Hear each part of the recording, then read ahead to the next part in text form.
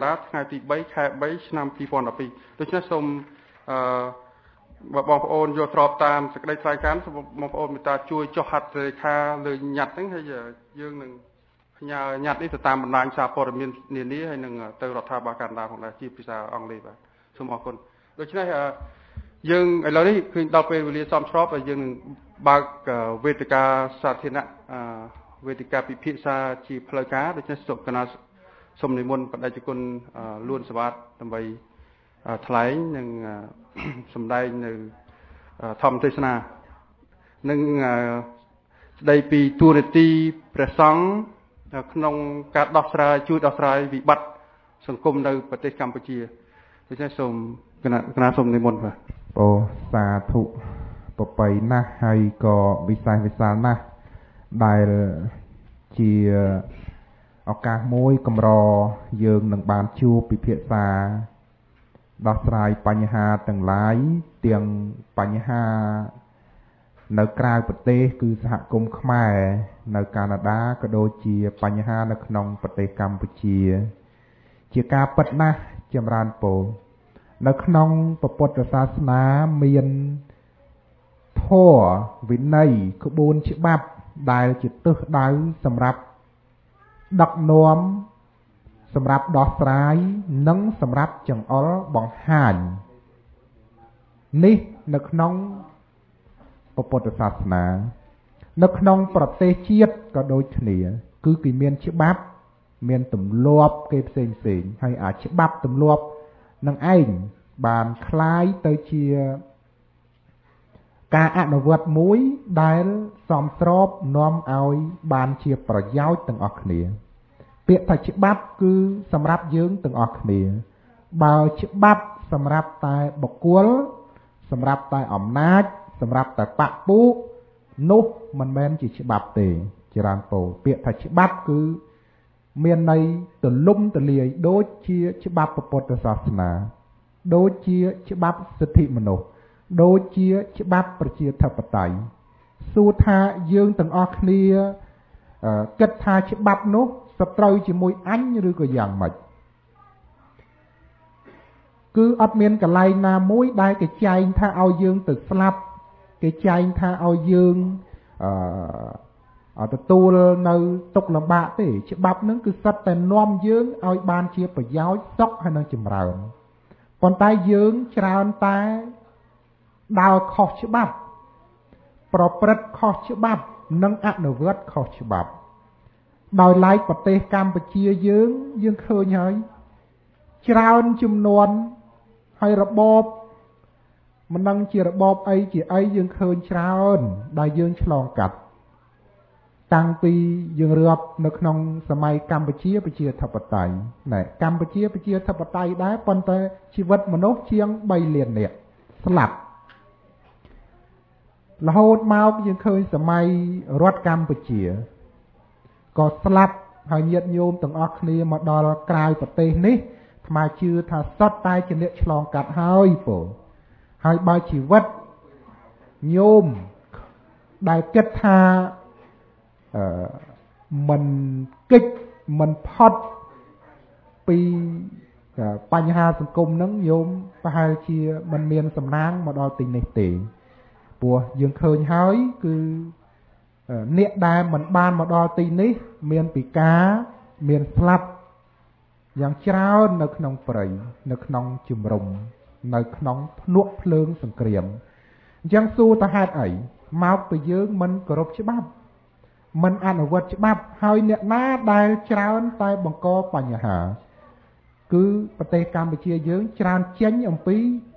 នយោបាយការដឹកនាំអញ្ចឹងហេតុអីបានជាយើងជាមនុស្សដែររាប់ម៉ឺនរាប់លាននាក់ហើយបង្កឲ្យអ្នកដឹកនាំតែម្នាក់ទាញយើងទៅលាកជ្រោះបានមូលហេតុអីអានឹងមកពីយើងអត់ចេះច្បាប់យើងអត់យល់ច្បាប់យើងអត់យល់សិទ្ធិអំណាចរបស់ខ្លួនដល់អញ្ចឹងយើងច្រើនតែពឹងទៅលើអ្នកដឹកនាំណែអញ្ចឹងបានរបបប្រជាធិបតេយ្យសេរីគេឲ្យអ្នកណាជាធំគេអត់ឲ្យអ្នកដឹកនាំជាធំទេណាញោមអ្នកដឹកនាំគ្រាន់តែទទួលតួនាទី នុវត្តឯអ្នកធំពិតប្រកបគឺប្រជាពលរដ្ឋឃើញទេប្រជាពលរដ្ឋមានសិទ្ធិផ្ដល់អំណាចឲ្យហើយក៏មានសិទ្ធិដកអំណាចយកមកវិញឃើញទេហើយប្រជាពលរដ្ឋមានសិទ្ធិចូលរួមណាចូលរួមប្រជុំពិភាក្សាដោះស្រាយបញ្ហាទាំងអស់គ្នាបើគិតថាច្បាប់ដែលរដ្ឋាភិបាលតែងមិនមែនជាប្រយោជន៍ដល់យើងមានសិទ្ធិប្រឆាំងនឹងច្បាប់នោះណាឃើញទេអញ្ចឹងហើយបានសពថ្ងៃឃើញច្បាប់ជាច្រើនដែលចែងថ្មីហ្នឹងយើងមានច្បាប់រដ្ឋធម្មនុញ្ញមានហើយប៉ុន្តែដល់ច្បាប់តែងថ្មីមកទៀតយើងឃើញទៅហាក់បីដូចជាផ្ទុយពីច្បាប់ខាងដើមផ្ទុយពីច្បាប់រដ្ឋធម្មនុញ្ញដូចជាច្បាប់គ្រប់គ្រងសមាគមអង្គការក្រៅរដ្ឋាភិបាលនេះច្បាប់ហ្នឹងគឺរឹតបន្តឹងមិនអោយអង្គការមានសិទ្ធិគ្រប់គ្រាន់ក្នុងកាតព្វកិច្ចបំពេញកិច្ចការនៅក្នុងប្រទេសកម្ពុជាយើងឃើញច្បាប់មួយទៀតច្បាប់ធ្វើបាតកម្មមនុស្សលើសពី200នាក់គ្មានសិទ្ធិធ្វើបាតកម្មទេចឹងចាប់ពី200នាក់ចុះក្រោមបានមានសិទ្ធិធ្វើបាតកម្មហើយបាតកម្មហ្នឹងគេកំណត់ទីលានឲ្យធ្វើនៅក្នុងភ្នំពេញមានតែមួយកន្លែងគួតគឺទីលានប្រជាធិបតេយ្យទីលានសេរីភាពមាននៅលើសួនច្បារក្បែរផ្សារចាស់និងក្បែរផ្សារថ្មី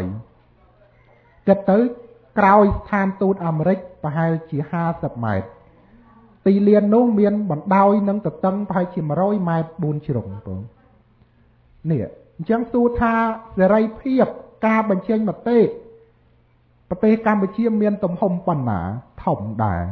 ចុះមិនក៏កំណត់ត្រឹមតែ100ម៉ែត្រ4ជ្រុងឲ្យយើងទៅនិយាយទៅស្រែកទៅតវ៉ាទីនេះហើយដែលគេហៅថាមានបញ្ហាណារឿងមានបញ្ហាហ្នឹងគឺរឿងហ្នឹងអញ្ចឹងដើម្បីឆ្លោះបញ្ចាំងអំពីបញ្ហាទាំងអស់នេះទាំងបញ្ហាក្នុងប្រទេសក្រៅប្រទេសគឺយើងសូមបើកនៅវេទិកាសម្ដែងមតិក្នុងដំណោះស្រាយមួយក្នុងកាតព្វកិច្ចមួយករណីយកិច្ចមួយក្នុងនាមយើងជាពលរដ្ឋខ្មែរក្នុងនោះប្រសង់ក៏ជាពលរដ្ឋដែរអញ្ចឹងព្រះពុទ្ធសាសនានៅក្នុងសង្គមនៅក្នុងព្រះពុទ្ធសាសនាតើយើងទាំងអស់គ្នាមានទូនាទីនិងកាតព្វកិច្ចដូចម្ដេចខ្លះអញ្ចឹងខ្ញុំគណៈអាត្មាភាពសូមប្រកាសនឹងបើកនៅកម្មវិធីពិភាក្សាដែលមានលោកគ្រូចាតិកាវត្តពុទ្ធសទ្ធារាមលោកអាចារ្យគណៈកម្មការញាតិញោមពុទ្ធបរិស័ទព្រះសង្ឃគ្រប់ព្រះអង្គដោយឡែកអង្គខ្ញុំគណៈអាត្មាភាពលូនសវ៉ាតក៏បាននិមន្តមកពីប្រទេសកម្ពុជាមកដល់ប្រទេសកាណាដានេះដែរអញ្ចឹងសូមស្វាគមន៍និងអរគុណដល់បងប្អូនជនរួមជាតិរួមសាសនាដែលមាននៅក្នុងប្រទេសកាណាដាទីក្រុងម៉ុងត្រេអាល់នេះគឺមានបងប្អូនខ្មែរលើបងប្អូនខ្មែរក្រោមបងប្អូនខ្មែរលាវហើយក៏មានបងប្អូនខ្មែរកដាលដែលយើងចាត់ទុកថាខ្មែរតែមួយចរន្តពោខ្មែរតែមួយអញ្ចឹងយើងសាមគ្គីគ្នារួមគ្នាកសាងការពារជាតិយើងឲ្យបានរុងរឿងតាមនីតិរដ្ឋដូចដែលលោកជួបសំណាងបានមានសេចក្តីថ្លែងការណ៍បាញ់នេះអញ្ចឹងអង្គខ្ញុំគណៈអាត្មាភាពសូមប្រកាសនិងបើកកម្មវិធីចាប់ពីពេលនេះតរៀងទៅសូមចម្រើនពរសូមអរគុណបងអញ្ចឹងជាបន្តបន្ទាប់គឺកម្មវិធីសំណួរចម្លើយហើយសូមបញ្ជាក់ថាសំណួរនិងចម្លើយនេះនរណាក៏មានសិទ្ធិឆ្លើយដែរបងណាទាំងអស់គ្នាមានសិទ្ធិឆ្លើយទាំងអស់គ្នាមានសិទ្ធិសួរទាំងប្រសង់គ្រប់អង្គក៏មានសិទ្ធិឆ្លើយញាតិញោមក៏មានសិទ្ធិឆ្លើយហើយរយៈពេលនៃការសួរអាចត្រឹម5នាទីនិងរយៈពេលនៃការឆ្លើយអាចត្រឹម10នាទីចរន្តពោសូមអរគុណប៉ុន្តែមុននឹងចូលដល់សំណួរចម្លើយខ្ញុំប្រកាសណាសូមចង់និមន្តបដិជគុណលួនសវ៉ាតជម្រាបជូនបងប្អូនយើងអំពីស្ថានភាព ការរំលោភសិទ្ធិមនុស្សនៅក្នុងប្រទេសកម្ពុជាយើងជាពិសេសបញ្ហាដីធ្លីបរិស្ថានការកាប់បំផ្លាញព្រៃឈើជាដើមដែលព្រះអង្គបានចូលរួមយ៉ាងសកម្មនៅក្នុងសកម្មភាពទាំងនេះដូច្នេះសូមព្រះអង្គមានមតិ3នាទីមុននឹងយើងផ្ដល់សំណួរដល់បងប្អូនយើងបាទសូមអរគុណបងជាការពិតគឺនៅក្នុងប្រទេសកម្ពុជាបច្ចុប្បន្នគឺយើងឃើញថាទុក្ខលំបាកវេទនាដែលយើងឃើញទី1គឺភាពក្រីក្រ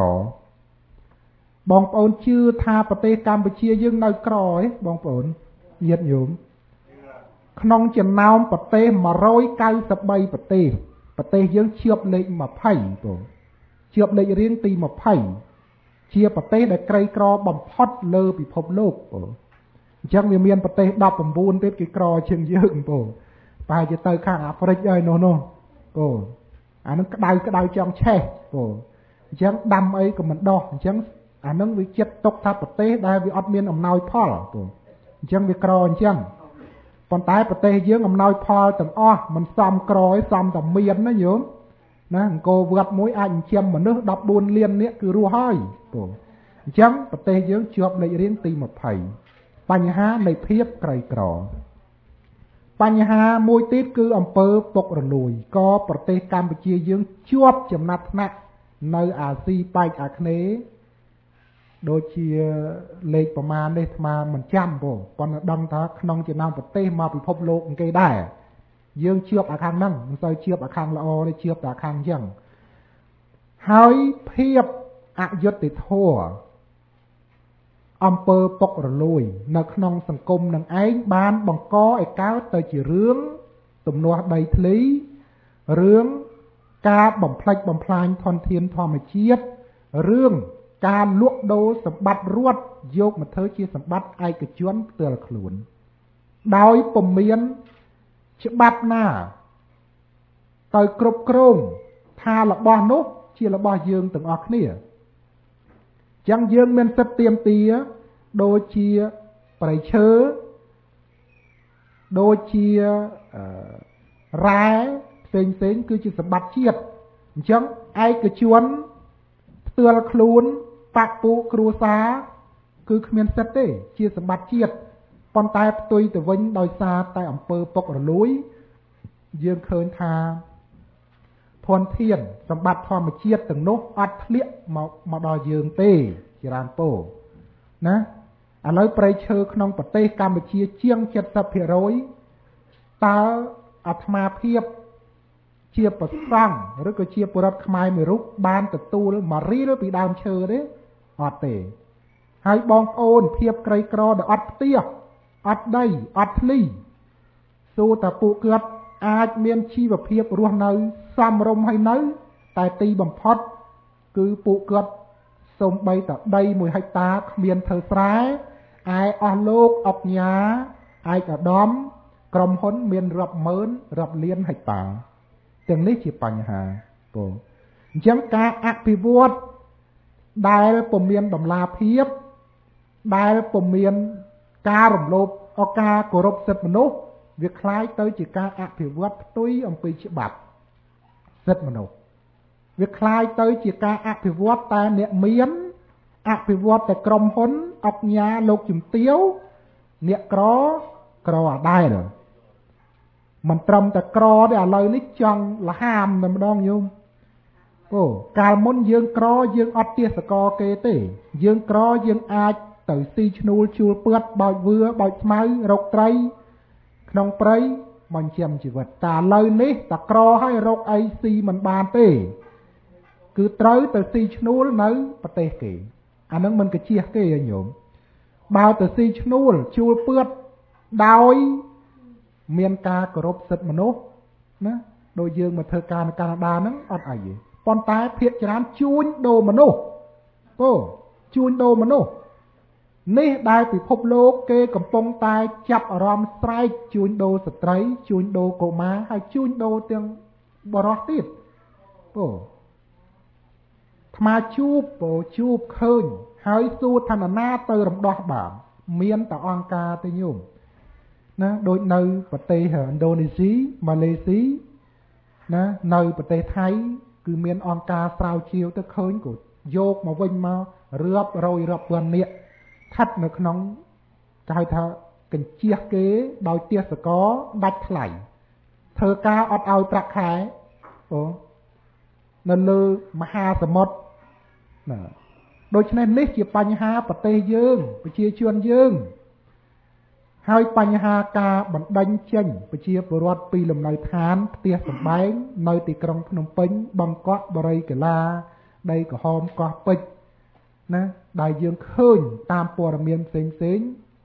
គឺរដ្ឋាភិបាលគេបាននិយាយថាគេត្រូវការអភិវឌ្ឍទីក្រុងអញ្ចឹងសំតអ្នកទីក្រុងបានទទួលផលប្រយោជន៍ពីការអភិវឌ្ឍតែផ្ទុយទៅវិញពួកគាត់ដែលរស់នៅលើដីនោះផ្ទះនោះត្រូវគេកម្ចាត់កម្ចាយរំលាយចោលហើយគេប្រគល់ដីនោះទៅឲ្យក្រុមហ៊ុនអ្នកណាក្រុមហ៊ុននោះចេញពីអុកញ៉ាចេញពីអាយដាមអ្នកមានអំណាចក្នុងរដ្ឋាភិបាលហើយក្រុមហ៊ុននោះក៏ចេញពីប្រទេសមួយចំនួនផងដែរនេះជាបញ្ហាដែលអាត្មាចង់លើកឡើងហើយបើបងប្អូនមានជាសំណួរអាចសួរព្រះសង្ឃគ្រប់អង្គនិងញាតិញោមទាំងអស់គ្នាអាចដោះស្រាយបានប៉ុន្តែមុននឹងចូលអាត្មាសូមសូត្រកំណាព្យបន្តិចកំណាព្យនោះមានចំណងជើងថាព្រះសង្ឃកំពុងស័ក្តិសង្ឃកំពុងស័ក្តិពេលមានវិបត្តិសង្ឃតែងតែជួយត្រេះរិះរកផ្លូវកំចាត់ទុកព្រួយដើម្បីលើកស្ទួយជួយជាតិសាសនាទុកតូចទុកធំទុកជាតិសង្គមទុកសពគ្រប់មុខសង្ឃត្រូវតែជួយរួមសុខរួមទុក្ខជាមួយអ្នកស្រុកនិងមហាជនស្រុកខ្មែរសពថ្ងៃទុកធ្ងន់ពេកក្រៃកំពុងជាប់កុនសូមយើងជាសង្ឃដែលជាអ្នកបុណ្យជួយប្រជាជនឲ្យផុតទុក្ខភ័យកុំបែកបែកចិត្តរត់ចោលញាតិមិត្តចូលជាតិដតីភ្ញាក់ឡើងឲ្យឆាប់រវាងរវៃជួយគ្នាលោកលៃរំដោះជាតិយើងរួបរួមគ្នាសាងកម្ពុជាជាតិខ្មែរខ្ពស់ឡើងបានសុខសប្បាយចម្រើនថ្កុំថ្កើងសម្បូររុងរឿងរៀងរហូតទៅសូមអនុមោទនាណាញោម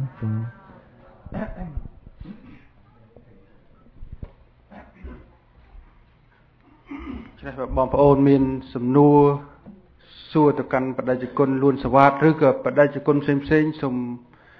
មេត្តាមានយោបល់យើងមានមីក្រូនៅខាងមុខនេះបាទសូមហើយពេលមុនសួរសូមបងប្អូនប្រាប់ឈ្មោះផងបាទសូមប្រាប់ឈ្មោះបងថ្មសូមឲ្យស្ត្រីឡើងមុនបងព្រោះបើមិនទាញទេអត់ឡើងទេបងអូញោមឃើញស្ត្រីនៅបឹងកក់នៅបរិយាកាឡានៅជាក្រែងនៅប្រទេសកម្ពុជាគេក្លាហានណាអូ ខ្លាំងណាស់ញោមដៃមកជាហៀងកាពីកូនដៃមកជាហៀងស្រែកតវ៉ាឥឡូវញោមនៅកាណាដាក៏ដូចគ្នាដែរមកឡើងមុនបងឥឡូវអត់ទាន់មានសំណួរខ្ញុំសូមជូនដំណឹងល្អមួយគឺថាជាស្ត្រីដែរគឺលោកយាយព្រំសែមគាត់បានបរិច្ចាគធនធានផ្ទាល់ខ្លួនរបស់គាត់ចំនួន$1000ដើម្បីជួយរួមចំណែកការពារព្រៃឡង់នៅប្រទេសកម្ពុជាយើងដូច្នេះសូមស្វាគមន៍ចាស់ដៃលោកយាយព្រំសែមបាទអរគុណ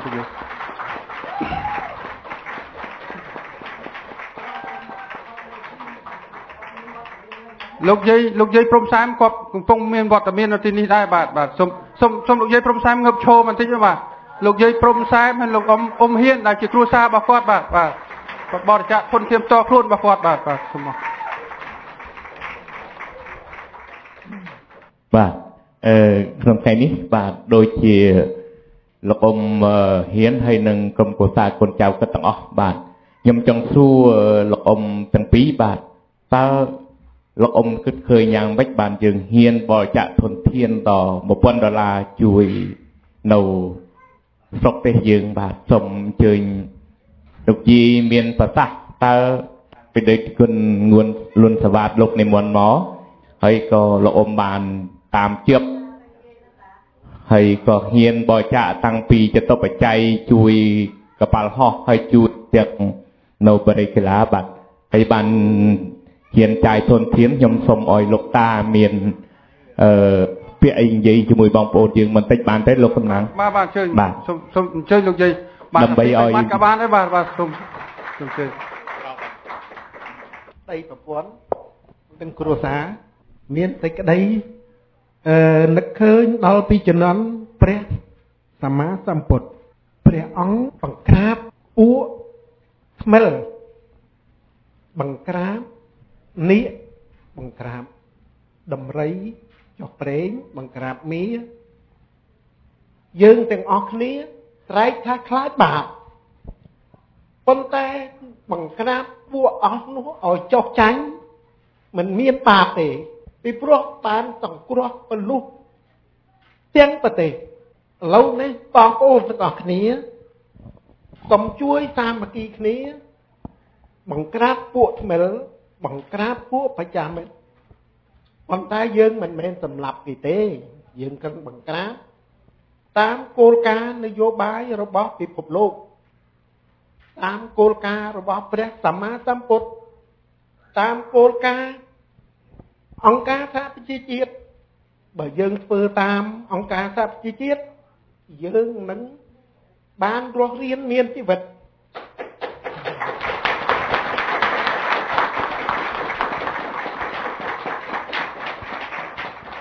ហេតុដូច្នេះហើយខ្ញុំសូមអង្វរបងប្អូនទាំងអស់គ្នាឲ្យសាមគ្គីគ្នាឡើងដើរតាមប្រតិជគុណនួនសវ៉ាដើរតាមព្រះពុទ្ធសាសនាដើរតាមអន្តរជាតិដើរតាមអង្គការពិភពលោកអានឹងយើងអាចរស់គ្រប់គ្នាសូមអរគុណ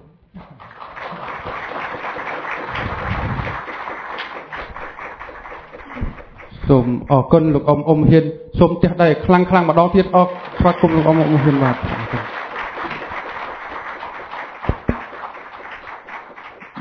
បងប្អូនមានបំណងចូលរួមវិភាគទានធ្វើបុណ្យជាមួយលោកអ៊ំព្រំហ៊ានក្នុងការជួយការពារព្រៃឈើនៅប្រទេសកម្ពុជាយើងជាពិសេសគឺព្រៃឡង់ដែលជាព្រៃធំជាងគេនៅតំបន់អាស៊ីយើងហើយបច្ចុប្បន្ននេះកំពុងតែរងនៅការបំផ្លិចបំផ្លាញយ៉ាងអាណាធិបតេយ្យបំផុតនៅក្នុងប្រទេសកម្ពុជាយើងដូច្នេះបើបងប្អូនមានវិភាគទានចង់ជួយព្រៃឡង់យើងគឺបងប្អូនអាចចូលរួមជាមួយលោកយាយចូលវិភាគទានជាមួយលោកយាយក៏បានដូច្នេះសូមអរគុណលោកយាយព្រំហ៊ានលោកអ៊ំហ៊ាននិងលោកយាយព្រំសែមព្រមទាំងកូនចៅទាំងអស់បាទសូមអរគុណសូមអញ្ជើញលោកពូថងបាយបាទសូមអរគុណអ៊ំបាទគឺថាខ្មែរយើងគឺថាដូចខ្ញុំជម្រាបបងប្អូនព្រឹកមិញគឺថាយើងទៅនៅកន្លែងណាទោះបីយើងទាស់គ្នាយ៉ាងម៉េចក៏យើងមិនអាចភ្លេចគ្នាបានដែរបាទហើយក្នុងឱកាសនេះដែរបាទកុំឲ្យពេលយើងនេះចេះឆ្លងទៅខ្ញុំសូមអញ្ជើញលោកតាបាទខាង ជំនួសបងប្អូនខ្មែរយើងខាងគណៈបកសិទ្ធិមនុស្សបាទដែលលោកយល់ឃើញយ៉ាងម៉េចដែលពិតគុណលួនសវ៉ាតព្រះអង្គនិមន្តមកក្នុងប្រទេសកាណាដាយើងបាទសូមបញ្ចេញយោបល់បន្តិចសូមអរគុណបាទខ្ញុំសូមអរគុណសូមក្រាបថ្វាយបង្គំបដិគុណគ្រប់ព្រះអង្គសូមជម្រាបសួរបងប្អូនជនរួមជាតិទាំងអស់ខ្ញុំសូមចូលរួមចំណែកក្នុងដំណើរនិមន្តមកប្រទេសកាណាដារបស់បដិគុណលួនសវ៉ាតដោយឃើញថាព្រះអង្គជាព្រះសង្ឃសកម្មក្នុងការគិតគូរជួយជាតិនិងសាសនាដូច្នេះហើយទើបខ្ញុំមានចិត្តរំភើបរីករាយហើយនឹងគាំទ្រដល់សកម្មភាពរបស់ព្រះអង្គពីព្រឹកខ្ញុំបានឮលោកមានលេខាថាអង្គការអភិវឌ្ឍនិងសន្តិភាពនឹងគឺជាអង្គការគ្រីស្ទានដូច្នេះខ្ញុំតែមានកំណត់នេះយូរហើយខ្ញុំធ្លាប់ស្នើព្រះសង្ឃដតីនៅវត្តកាណាដាសូមឲ្យបង្កើតមូលនិធិព្រះពុទ្ធសាសនាប៉ុន្តែបដិគុណទាំងឡាយនោះយល់ថាមានភារកិច្ចសាងពុទ្ធមណ្ឌលសាងពហិសាងអីអត់មានពេលបាត់គិតទេខ្ញុំយល់ថាព្រះសង្ឃនៅខាងក្រៅប្រទេសទាំងអាមេរិកកាណាដាបារាំងអូស្ត្រាលីមានទាំងអស់ជាង100វត្តបើព្រះសង្ឃសហការគ្នាបង្កើតជាមូលនិធិព្រះពុទ្ធសាសនាបានយើងអាចរកទុនដើម្បីជួយដល់ការខ្វះខាតរបស់ប្រជាពលរដ្ឋខ្មែរដូចជាការរំលោភឬក៏ការមានអភ័យដោយគ្រោះទឹកជន់ភ្លើងឆេះផ្ទះឬការដាច់ចាញ់ពីលំនៅឋានជាដើមអាចមានលុយនឹងដូច្នេះព្រះពុទ្ធសាសនាដែលអាចរីកចម្រើនទៅបានគឺចេញអំពីការបង្កើតមូលនិធិនឹង100វត្តនៅក្រៅប្រទេសហើយវត្តសប្ថ្ងៃនៅក្រៅប្រទេសវត្តនីមួយៗសង់ចម្ពាក់រួចអស់ហើយវត្តនីមួយៗដែលធ្វើបន់4ដងបន់ធំរំលែកតែ$10,000សម្រាប់ជួយដល់មូលនិធិ100វត្តអាចបាន$1 លានដូច្នេះលុយទាំងនេះអាចយកទៅជួយខ្មែរបានដោះស្រាយបញ្ហាបានដោយជោគជ័យខ្ញុំឃើញថាបើសិនបដិគុណយល់នឹងកំណត់នឹងគួរចាប់ផ្ដើមសហការគ្នាពីព្រះសង្ឃទាំងអស់ហើយនឹងពុទ្ធបរិស័ទដែលយល់កំណត់ដូចគ្នាគួរបង្កើតមូលនិធិនឹងពីព្រោះសមាគមគ្រីស្ទានដែលគេជួយដោយឥតព្រំដែនគេមានមេត្តារបស់គេមិនមែនគ្រាន់តែអង្គុយថ្មិចភ្នែកផ្សាយមេត្តាទៅទេគឺគេផ្សាយមេត្តាទាំងកាយវិការរបស់គេចេញទៅធ្វើនឹងគឺជាមេត្តាដោយកាយវិការយើងមិនមែនគ្រាន់ធ្វើតែមេត្តាអង្គុយបន់រួចសូមឲ្យស្រុកខ្មែរសោកសាន្តមិនបានសោកសាន្តទេគឺយើងត្រូវធ្វើដោយកាយវិការរបស់យើងដូចយើងធ្វើថ្ងៃនេះពួកអ្នកទាំងអស់គ្នាសិតសឹងតែមានជាឋានៈជាមនុស្សទេវហើយអ្នកទាំងអស់គ្នាហ្នឹងគឺមានឋានៈខ្ពស់ដែលអាចជួយរំដោះទុក្ខអ្នកដទៃបានដូច្នេះអ្នកទាំងអស់គ្នាគឺមានតួនាទីផ្សាយមេត្តាដោយកាយវិការដូច្នេះខ្ញុំសូមជួយរំលែកតែប៉ុណ្ណេះសូមអរគុណបាទសូមអរគុណលោកយុដាបាទហើយបងប្អូនណាមានសំណួរអីរៀបចំឲ្យហើយទៅហើយមុននឹងយើងចូលសួរសំណួរខ្ញុំសូមនិមន្តបដិគុណធៀមដែលព្រះអង្គបានមុនមកនៅក្នុងទីក្រុងម៉ុងរ៉េអាល់យើងនេះហើយតើបដិគុណមានប្រតិយ៉ាងម៉េចតែបដិគុណលួនសវ៉ាតដែលព្រះអង្គមកសំណាក់នៅកន្លែងនេះតើព្រះអង្គមានការភ័យបារម្ភឬក៏ប្រសង់គ្រប់ព្រះអង្គនៅកន្លែងនេះបាទហេតុដូច្នេះកណាសូមនិមន្តបដិគុណធៀមកណ្ដាលបញ្ជួយបញ្ចេញយោបល់បន្តិចបន្តួចបាទហើយក៏សូមបងប្អូនខន្តីអភ័យទោសកណាសូមនិមន្តគុណ ទេអត់មានចំណាប់អារម្មណ៍អីផ្ញើអីចឹងកណាសូមមុនលោកតាដែលមុនពីអំបតាហើយព្រះអង្គបានមកដល់កន្លែងនេះនៅកាណាដាយើងនេះ8ឆ្នាំហើយ8ឆ្នាំនៅអំបតាម្ល៉េះនេះបាន2ខែកណាសូមព្រះជាគុណ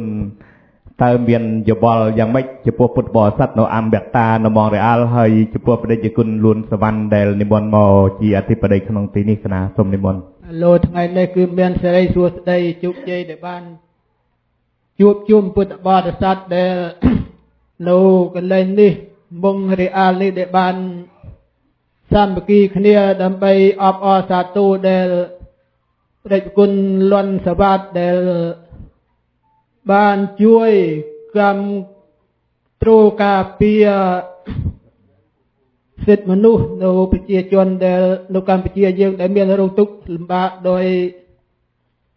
រដ្ឋាភិបាលដែលគេដេញចេញពីទីលំនៅដើមឲ្យទៅនៅទីឋានដែលគ្មានថាមានសុខសន្តិភាពគ្មានអ្វីទាំងអស់ទាំងសាលារៀនទាំងផលដំណាំដាំដុះក៏គ្មានដែលគឺថាមានការទុក្ខលំបាកលោកនេះបដិគុណលន់សវត្តក៏បានជួយនៅមានធម៌មេត្តាចំពោះប្រជាជនទាំងអស់នោះហើយក៏ពងពួករដ្ឋាភិបាលគេក៏បានទាំងភិក្ខុសង្ឃក៏បានធ្វើទុកទោសដល់បដិគុណមិនអោយព្រះសង្ឃគ្រប់អង្គនៅក្នុងប្រទេសខ្មែរនេះមិនអោយទទួលព្រះអង្គគង់នៅវត្តណាមួយនៅឡើយហើយនេះគឺថាដែលព្រះអង្គក៏មានចិត្តអង្គអាចក្លាហានគឺថាព្រះភិក្ខុសង្ឃទាំងអស់នៅក្នុងស្រុកខ្មែរយើងគឺមិនមានព្រះអង្គណាមួយដែលមានចិត្តអង្គអាចដូចភិក្ខុលន់សវត្តនេះឡើយគឺថានេះគឺថាព្រះអង្គដែលមានការចិត្តតស៊ូអង្គអាចក្លាហាននេះគឺថាសូមទទួលអបអរសាទរដែលព្រះអង្គបានជួយសកលសុខទុក្ខរបស់ប្រជាជនគឺថាការរស់នៅទទួលចង្ហាន់បិណ្ឌបាតពីប្រជាជនគឺបើប្រជាជនមានទុក្ខហើយយើងតែងតែមានការជួយរំដោះដោយធម៌ព្រះពុទ្ធយកទៅសម្ដែងធម៌ឲ្យដើម្បីរងាប់នៅហិង្សាទាំងអស់នោះគឺថាមានតែអវត្តរបស់ព្រះពុទ្ធទេគឺថាមានការរងាប់ហេតុនេះគឺថាខ្ញុំប្រកាសណាអាត្មាភាពគឺមានចិត្តអបអរសាទរដល់ចំពោះពុទ្ធបរិស័ទដែលមានចិត្តសទ្ធាចិត្តថ្លាដែលមានធម៌មេត្តាសង្គ្រោះដល់ជនជាតិខ្មែរយើងទោះបីទៅរស់នៅទីណាក៏ដោយគឺមានចិត្តធម៌មេត្តានឹកដល់ប្រទេសជាតិរបស់យើងគឺមិនដែលលះបង់ចោលនៅឡើយគឺថានេះអាត្មាភាពគឺសូមអបអរសាទរគឺសង្គ្រោះអាត្មាភាពគឺបានមករស់នៅប្រទេសកាណាដានេះគឺចំនួន8ឆ្នាំហើយគឺថាឡើយនេះគឺបានមករស់នៅទីនេះគឺចំនួន100ថ្ងៃជាងហើយគឺថាបានមករស់នៅទីនេះគឺថាព្រះសង្ឃក្នុងទីនេះគឺថាព្រមទាំងគណៈកម្មការគឺក៏មានការទទួលអាត្មាភាពក៏ដោយរីករាយព្រមទាំងពុទ្ធបរិស័ទទាំងទីនេះក៏បានអបអរសាទរចំពោះអាត្មាភាពដែលគឺអាត្មាភាពសូមអរគុណនិងសូមជូនពរទាំងឡាយ4ប្រការគឺអាយុវណ្ណៈសុខៈពលៈពរទាំងឡាយ4ប្រការនេះសូមចម្រើនកើតមានដល់អពុទ្ធបរិស័ទដែលរស់នៅទីនេះក្តីគឺប្រទេសកាណាដាក្តីព្រមទាំងពុទ្ធបរិស័ទដែលរស់នៅពិភពលោកក្តីក៏សូមឲ្យបានជួបប្រទេសនៅពរទាំងឡាយ4ប្រការនេះសូមបានសម្រេចដូចក្តីប្រាថ្នាទោះបីជានៅអនាគតយ៉ាងណាដែលថាពិភពលោកដែលកើតហេតុយ៉ាងណាដូចជាគេថានោះគឺថាសូមឲ្យបានរួចផុតឲ្យបានរួចទុក្ខក្នុងពេលនោះឲ្យបានសម្រេចដូចក្តីប្រាថ្នាណាសូមអរគុណសូមចម្រើនពរកណាសូមអរគុណព្រះដេចគុណពិនថងដែលព្រះអង្គនិមន្តមកខេត្តសៀមរាបហើយព្រះអង្គលួនសាឡាតក៏ខេត្តសៀមរាបដែរបាទអានេះឲ្យបានណាត់គ្នាមុនណាឆ្វេងស្ដាំ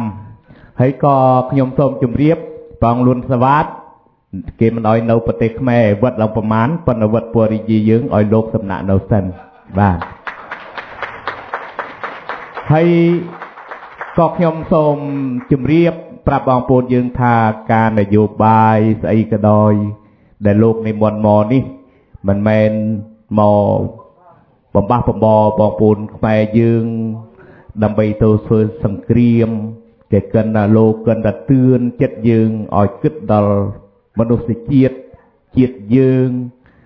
ដូចខ្មែរក្រហមគ្រប់គ្រងប្រទេសយើងប្រហែលឆ្នាំ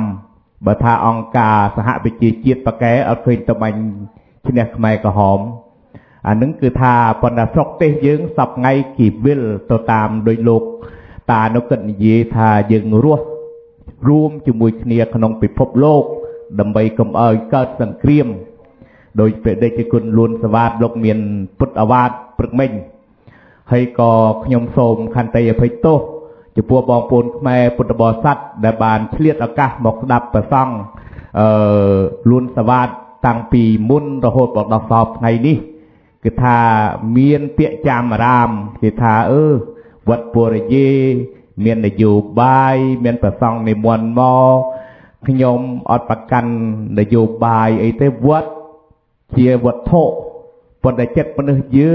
ងស្ដាប់ឲ្យមានសតិនិងសម្បញ្ញៈកុំបន្ទោសថាវត្តកុំបន្ទោសថាគណៈកម្មការខាងនយោបាយគណៈបកណាមកក៏វត្តនេះទទួលព្រោះពុទ្ធបរិស័ទសាងដើម្បីបងប្អូនខ្មែរយើងនៅក្នុងទីក្រុងម៉ុងរ៉េអាល់ហើយដូច្នេះក្នុងនាមខ្ញុំបាទក៏សូមខន្តីអភ័យទោសដោយព្រះសង្ឃគ្រប់ព្រះអង្គដោយលោកតានិមន្តមកនៅអមយតា8ឆ្នាំហើយក៏បានទេមករវត្តនេះខ្ញុំថានៅបានព្រះសង្ឃគ្រប់អង្គនៅបាននៅជាមួយគ្នាបានចេះគោរពសិទ្ធិគ្នាទៅវិញទៅមកហើយញាតិញោមជាអ្នកឧបត្ថម្ភចង់ធ្វើបុណ្យអញ្ជើញមកវត្តនេះមកលោកច្រើនណាស់5អង្គបាទហើយមួយអង្គនោះមកហើយមានមួយអង្គទៀតពីមុនមាន6អង្គមាន7អង្គដល់លោកបារាំងនោះប៉ុន្តែស្ដាប់ភាសាយើងមិនបាននៅមិនបានតបាត់បាទអានេះខ្ញុំឃើញថាជនជាតិគេឃើញសង្គមយើងនោះបានគេមកបួសបម្រើសាសនាយើងហើយមានប្រសងមួយអង្គនោះបួស20ឆ្នាំជាងហើយដូចមានព្រឹកមិញខ្ញុំឃើញគាត់នោះជាជនជាតិបារាំងធ្វើការនៅអង្គការអភិវឌ្ឍនិងសន្តិភាពគាត់បានឆ្លៀតពោកូនហើយទាំងប្តីទាំងប្រពន្ធមកជួបសំណេះសំណាលជាមួយបងប្អូនយើងនោះយើងឃើញថាជនជាតិគេចេះគិតហើយខ្មែរយើងខ្ញុំសូមជម្រាបប្រាប់បងប្អូនថាព្រះគុណលួនសវ៉ាតនិមន្តមកក្នុងទីនេះឬក៏ព្រះសង្ឃគ្រប់អង្គលោកនិមន្តមកនៅទីនេះមិនបានធ្វើអ្វីមួយដែលអាក្រក់សម្រាប់សង្គមយើងទេហើយក៏សូមព្រះដេចគុណគ្រប់ព្រះអង្គនិមន្តតនៅកន្លែងនេះឲ្យបានសុខហើយក៏សូមបងប្អូនយើងទាំងអស់មានកិច្ចការអីសូមតាក់ទងជាមួយព្រះសង្ឃជាមួយគណៈកម្មការបាទហើយបងប្អូនណាមានសំណួរបាទឥឡូវនេះខ្ញុំសូមតែរំលឹកកុំឲ្យគេទេលេផូនទៅថាខ្ញុំមិនឲ្យលោកគេទៅប្រជុំតែនយោបាយនៅក្នុងវត្តនោះនយោបាយប្រជុំមិនបានបើធ្វើបន់ហៅចង់ឲ្យគេមកហើយយើងយកទាំងអស់បាទយកទាំងអស់បាទទាំងនយោបាយទាំងធ្វើបន់ធ្វើទានបាទសូមអរគុណបាទហើយជួយលោកសំណាងបាទសូមអរគុណលោកពូថោក3ដូច្នេះពេលវេលាយើងកាន់តែខិតទៅមុខបងប្អូនមានសំណួរសូមអញ្ជើញបាទសាជាថ្មីម្ដងទៀតខ្ញុំប្រកាសណាសូមក្រាបថ្វាយបង្គំព្រះសង្ឃទាំង5ព្រះអង្គហើយនឹងសូមគោរពដល់លោកប្រុសលោកស្រីនាងកញ្ញាដែលជាពុទ្ធបរិស័ទនិងជាអ្នកស្នេហាជាតិទាំងអស់បាទមុននឹងមានសំណួរហើយនឹងជាសំណូមពរខ្ញុំបាទសូមបើកវងកញ្ចក់បន្តិចជានិយាយអំពីពាក្យថានយោបាយព្រោះយើងក៏ធ្លាប់ដឹងហើយចង់ទៅជាប្រពៃណីហើយកាលណាទៅថាយើងចូលវត្តយើងនិយាយអីបន្តិចដែលពីរឿងជាតិក៏ដោយស្រឡាញ់ជាតិក៏ដោយវាទៅជារឿងនយោបាយដូច្នេះខ្ញុំបាទក៏មិនមែនជាអ្នកចេះដឹងដែរប៉ុន្តែជាយោបល់គំនិតរបស់ខ្ញុំបាទខ្ញុំបកករណាខ្ញុំបាទផ្ទាល់ពាក្យថាធ្វើនយោបាយហើយនឹងដឹងនយោបាយពីរហ្នឹងវាខុសគ្នាធ្វើនយោបាយគឺដូចអ្នកដែលគេនាយករដ្ឋមន្ត្រីឬក៏ជាកុងសីអីជារដ្ឋសភាអញ្ចឹងអាហ្នឹងគេហៅថាអ្នកធ្វើនយោបាយដូចជាហ៊ុនសែនដូចជាលោកសំរងស៊ីឬលោកកឹមសុខាអីហ្នឹងអ្នកធ្វើនយោបាយ ប៉ុន្តែភារកិច្ចយើងជាប្រជាពលរដ្ឋយើងអាចធ្វើនយោបាយក៏បានប៉ុន្តែជាការចាំបាច់យើងត្រូវតែដឹងពីនយោបាយដែរព្រោះយើងជាឧបមាយើងខ្មែរយើងត្រូវដឹងថាស្រុកយើងហ្នឹងវាយ៉ាងម៉េចរាល់ថ្ងៃការពិតយ៉ាងម៉េចគឺយើងត្រូវដឹងពីការពិតបើនិយាយឲ្យខ្លីគឺត្រូវដឹងពីការពិតព្រោះដោយរាល់ថ្ងៃរដ្ឋាភិបាលភ្នំពេញការពិតវាមានតែ 1% ទេចំណែក 99% គឺគេកុហកយើងដូចក្នុងទូរទស្សន៍ CTN ជាដើមបាទឬក៏ការផ្សាយព័ត៌មានអីគេយកតែព័ត៌មានល្អហើយរឿងកាប់ព្រៃកាប់អីព្រៃអស់ហើយគាត់នៅមើលមិនឃើញទៀតដូច្នេះនឹងអត់មានការពិតដូច្នេះយើងប្រជារាស្ត្រហ្នឹងយើងត្រូវដឹងការពិតយ៉ាងម៉េចបានយើងទៅជ្រើសរើសរកអ្នកដឹកនាំប្រទេសហ្នឹងឲ្យបានល្អឲ្យបានត្រឹមត្រូវសម្រាប់អនាគតប្រទេសជាតិរបស់យើងបាទហើយខ្ញុំបាទសូមបន្តទៅទៀតសូមអរគុណនិងសរសើរដោយស្មោះចំពោះបងគណៈកម្មការគឺបងបៃដែលគាត់មានចិត្តក្លាហានហើយគឺខ្ញុំសូមលើកទឹកចិត្តគាត់គឺគាត់ធ្វើនេះដោយត្រឹមត្រូវគឺថាមិនមែនជារឿងនយោបាយទេគឺហៅប្រជាពលរដ្ឋយើងដែលជាអ្នកស្នាជាតិស្រឡាញ់ជាតិឲ្យមកដឹងឲ្យមកស្ដាប់ពីការពិតរបស់សុខទុក្ខរបស់ប្រជារាស្ត្រខ្មែរយើងឈាមជ័រជាមួយគ្នានៅស្រុកយើងហ្នឹងតើដល់ណាហើយទោះបីឥឡូវហ្នឹងកម្ពុជាសាសគេមានអ៊ីនធឺណិតមានអីយើងមើលគ្រប់គ្នាក៏ប៉ុន្តែបងប្អូនខ្លះដោយរវល់កិច្ចការក៏មិនបានស្ដាប់ដឹងហើយគាត់ទៅលឺតគ្នាមកក៏ប្រហែលជាការពិតហើយដូចព្រះសង្ឃព្រះអង្គលួនសវ៉ាតទី1គឺព្រះអង្គជាព្រះគប់សង្ឃដូច្នេះព្រះអង្គនឹងមានថេរការជាការពិតមិនមែនកុហកដើម្បីជាប្រយោជន៍ដើម្បីជាបុណ្យស័ក្តិដើម្បីជាអីទេដូច្នេះកន្លែងនេះហើយជាកន្លែងដែលយើងត្រូវដឹងពីការពិតហើយមួយទៀតខ្ញុំបាទសូមអរគុណហើយជាលើកទី1ដែលខ្ញុំបានជួបប្អូនប្រុសជួបសំណាងគឺថាដែលប្អូនបានមកដឹកនាំឲ្យមានកម្មវិធីនេះឡើងសូមសរសើរហើយខ្ញុំសូមគាំទ្រទាំងស្រុងចំពោះសកម្មភាពរបស់ប្អូនបាទ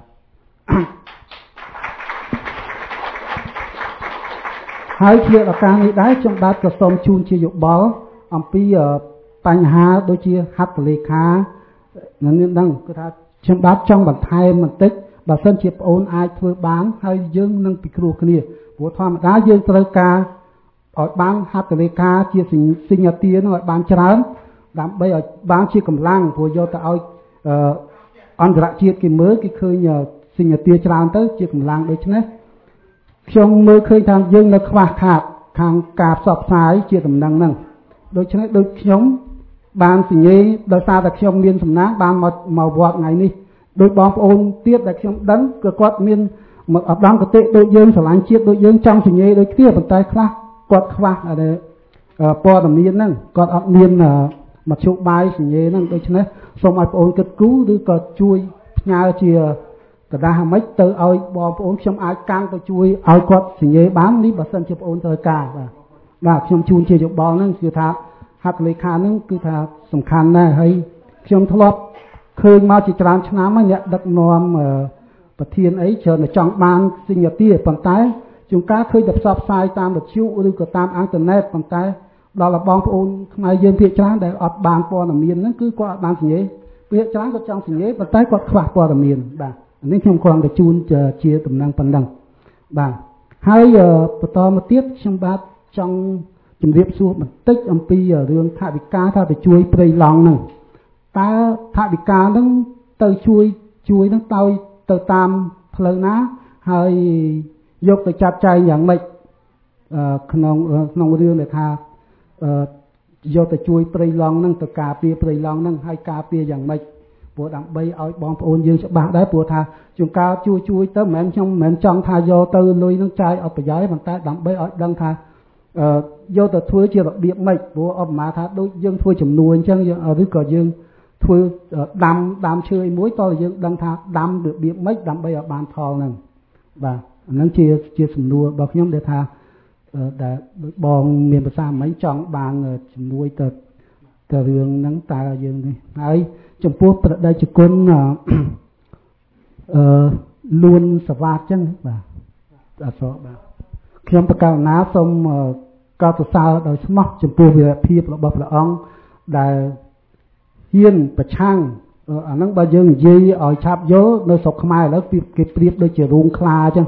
ហើយព្រះអង្គនៅក្នុងរូងខ្លាព្រះអង្គហ៊ានប្រឆាំងនឹងនេះរហូតដល់មានការបណ្ដេញមិនឲ្យគ្រប់វត្តនៅស្រុកខ្មែរទទួលព្រះអង្គហើយព្រះអង្គសុខចិត្តតស៊ូដូច្នេះខ្ញុំប្រកាសណាសូមថ្លែងដល់ការកោតសរសើរនិងភាពវីរភាពក្លាហានដោយពីមុនមកខ្ញុំប្រកាសណាខ្ញុំបាទដូចជាអស់សង្ឃឹមបន្តិចពីរឿងប្រទេសជាតិយើងដល់ឃើញថាការឈ្លានពានការដែលចង់បានទឹកដីពីប្រទេសវៀតណាមអានោះយើងនិយាយឲ្យចំណាកុំព្រោះពេលវេលាខ្លីគឺថាវាកាន់តែខ្លាំងទៅដូចជារំកិលព្រំដែនដូចជា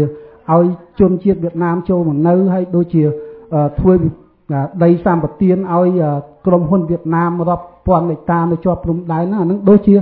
យដីទៅយួនដោយស្របច្បាប់លួចទៅហើយព្រោះអានឹងយើងយល់ទាំងអស់គ្នាចឹងហើយឥឡូវហ្នឹងដល់ឥឡូវខ្ញុំឃើញដូចជាប្អូនជួបសំណាងដោយដែលជាក្មេងសកលក្រោយហើយជាអ្នកចេះដឹងទៀតហើយមានចិត្តស្រឡាញ់ជាតិក្លាហានធ្វើហ្នឹងហើយនៅនេះគឺយើងមានសិទ្ធិគ្រប់បែបយ៉ាងនឹងស្រែកនឹងនិយាយគ្រប់បែបយ៉ាងយើងមិនមែននិយាយជេរគេទេតែយើងនិយាយពីការពិតពីយ៉ាងម៉េចហើយដូចជាវិទ្យុខ្មែរប៉ុស្តិ៍អីនឹងផ្សាយទៀតគឺខ្ញុំបានមានសង្ឃឹមទឹកចិត្តឡើងវិញច្រើនហើយគ្រាន់តែជាសំណួរថាចុះបើព្រះអង្គនិមន្តទៅស្រុកខ្មែរវិញចំពោះសុវត្ថិភាពព្រះអង្គតើព្រះអង្គគិតយ៉ាងម៉េចហើយពួកខ្ញុំបកករណាមិនមែនថានិយាយនេះបំភ័យឬក៏ចង់ឲ្យថានេះទេគឺគ្រាន់តែថាមានការស្ដាយដោយថាមានវីរភាពអ្នកមានវីរភាពអញ្ចឹងដូច្នេះយើងត្រូវតែរមិនដើម្បីឲ្យមានសភាពសុវត្ថិភាពដើម្បីរស់នៅដើម្បីតស៊ូប្រឆាំងព្រោះយើងមិនមែនព្រោះដូចស្រុកខ្មែរអ្នកកសែតអ្នកអីក៏ស្លាប់ច្រើនហើយដូចមិនដែលឃើញរឃាតករទេប៉ុន្តែបើថាបពពួកគេវិញគាត់តែបាច់ខិតតបានហ្នឹងគេចាប់បានភ្លាមដូច្នេះអារឿងហ្នឹងវាអយុត្តិធម៌វាច្រើនហ្នឹងយើងឃើញច្បាស់ហើយអាហ្នឹងយើងមិនបាច់និយាយវែងឆ្ងាយទេប៉ុន្តែខ្ញុំបកករណាគ្រាន់តែថាចង់ទូលប្រជាជនពីបញ្ហាហ្នឹងមិនមែនថាព្រះអង្គមិនដឹងទេព្រះអង្គមានសុវត្ថិភាពទេប៉ុន្តែគ្រាន់តែថាចង់បន្ថែមទៀតបើថាព្រះអង្គអាចគង់នៅក្រៅមួយរយៈដើម្បីធ្វើសកម្មភាពអីពីនេះទៅវិញដើម្បីមិនវាល្អជាងយើងនៅក្នុងអារូងខ្លាហ្នឹងឬក៏យ៉ាងម៉េចអាហ្នឹងខ្ញុំប្រកាសណាសូមអស់យោបល់ប៉ុណ្ណេះសូមអរគុណអរគុណនិងអរគុណសូមអរគុណបងដូច្នេះមិញគាត់ជាយោបល់របស់គាត់និងគាត់មានសំណួរ2ទី1សួរទៅកាន់លោកអ៊ំព្រំសែនឬលោកអ៊ំហ៊ានហើយបើលោកអ៊ំអាចឆ្លើយបានក៏អ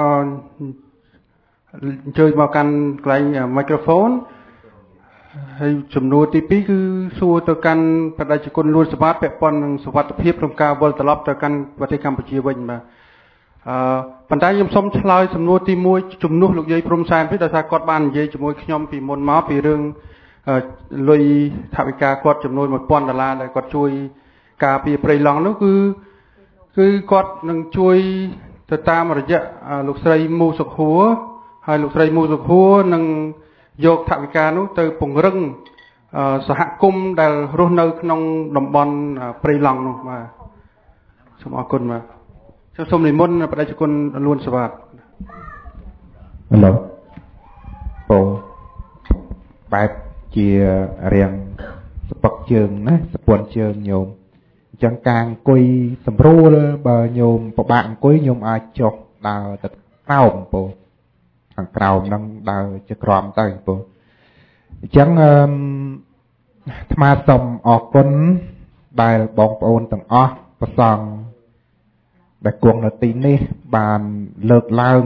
អំពីការកោតសរសើរផ្សេងពោតាមពិតទៅអាត្មាអរគុណដល់ទាំងអស់ហ្នឹងពោមានទាំងអ្នកសរសើរមានទាំងអ្នកជេរពោអ្នកជេរក៏អរគុណដែរពោព្រោះជាការពិតនៅក្នុងโลกហ្នឹងគ្មានកិច្ចរត់ឲ្យរួចផុតអំពីលោកធម៌ទាំង8ទេពោគឺមានលៀបអត់លៀបមានយោះអត់យោះនិន្ទាសក់ទុកហើយនឹងសរសើរ8យ៉ាងហ្នឹងអញ្ចឹងបាន ថ្មជាធម្មតាថ្មអត់មានរំភើបញាប់ញួរខឹងសម្បាទៅនឹងអ្នកជេរទេពោតែផ្ទុយទៅវិញថ្មអាណិតទៅវិញទេហើយថ្មអត់បានជេរគាត់សោះមិនបានគាត់ជេរថ្មណែវាអាណិតកន្លែងហ្នឹងទេបើថ្មជេរគាត់ទៅគាត់ជេរថ្មហ្នឹងវារួចគ្នាមិនអញ្ចឹងវាមិនស្មើគ្នាហើយចុះថ្មអត់បានជេរគេផងនោះប្រសង់ក៏ដោយថ្មទៅអាមេរិកថ្មយកចំហ្មងអ្នកដែលជេរថ្មមុនគេប្រសង់នឹងឯងពោអានេះគេថាគោរត់រកគោទីផុតគោជួលជាមួយគោឯងរត់រកក៏បីវិញពោពេលខ្លះនៅក្នុងប្រទេសកម្ពុជាញោមដឹងហើយថាវត្តថ្មសឹងអត់បានទីបំផុតថ្មទៅសឹងនៅព្រះយេស៊ូវញោមឆើតហើយសួរថាយេស៊ូវអ្នកការពារថ្មឬយ៉ាងម៉េចមិនមែនយេស៊ូវអ្នកការពារទេមនុស្សគេមានមនុស្សធម៌ញោមមនុស្សគេស្អាតពូបារាំងអាមេរិកកាំងហ្នឹងគេទៅបង្កើតព្រះយេស៊ូវនៅស្រុកខ្មែរអីសពគ្រប់អីយើងជាថាអញកាន់ពុទ្ធសាសនាទីបំផុតវត្តមិនឲ្យលោកគួងនៅទីបំផុតដេញលោកទីបំផុតសក់លោកហើយលោកត្រូវដបងទៀតញោមមើលក្នុងនេះឃើញហើយដបងឆក់ដាក់លោករបូតស្បង់របូតចពោហើយនេះជាអ្នកកាន់ពុទ្ធសាសនាទេហើយដល់យើងថេគ្រីស្ទៀនអត់បានការគ្រីស្ទៀនគេមានយកដបងទៅវាយលោកឯណាអត់សោះអញ្ចឹងនេះញោមអាត្មាក៏សរសើរអ្នកដែលបានមានដំកតេកោតសរសើរអាត្មាតាមពិតអាត្មាមិនអោយកោតសរសើរអីអាត្មាទេញោមអ្វីដែលយើងកោតសរសើរគឺបីយើងសរសើរដល់ជាតិយើងដែលសំណាងល្អពីធំអស់នៅសល់តូចហើយវាមិនដាច់ពូជញោមវាសំណាងអាហ្នឹងកុំអីដាច់ពូជឆឹងតែហ្មងតែជាសំណាងល្អនៅសល់ប៉ុណ្ណឹងកុំឲ្យដាច់ទៅទៀតអញ្ចឹងសំណួរដែលញោមសួរថាតើអាត្មាព្រួយបារម្ភទេភ័យទេណាលោកគេ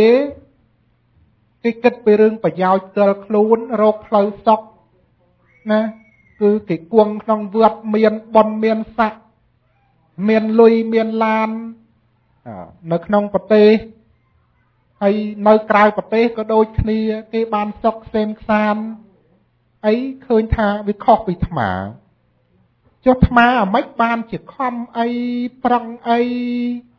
ហើយតើមានព្រួយបារម្ភទេភ័យខ្លាចទេ